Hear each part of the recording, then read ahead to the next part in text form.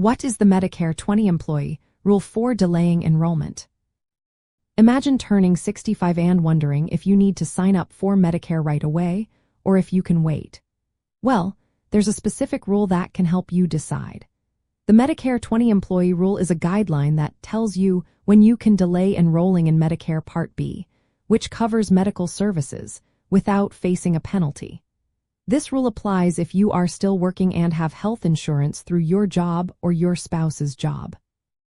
If your employer has 20 or more employees, you can usually keep your job-based insurance as your main coverage. That means you can delay signing up for Medicare Part B until you retire or lose your employer coverage. The benefit here is that you won't be charged a late enrollment penalty for delaying. But if your employer has fewer than 20 employees, Medicare is considered your primary insurance. In that case, you should enroll in Medicare Part B when you turn 65 to avoid penalties.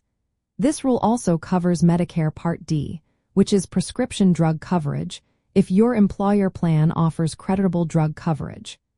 If you delay enrolling in Part D and don't have good coverage elsewhere, you might face a late penalty when you finally sign up. When your employment ends or your employer coverage stops, you get an 8-month window to sign up for Medicare Part B without penalties. This period begins the month after your job ends or your coverage ends, whichever comes first. It's important to check with your employer or benefits administrator to confirm if your coverage qualifies under the 20-employee rule.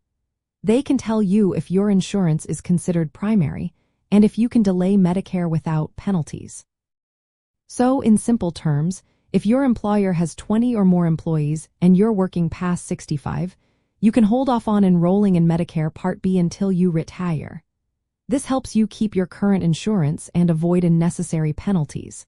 Just remember, once you stop working or lose your employer coverage, act quickly to sign up during that 8-month window.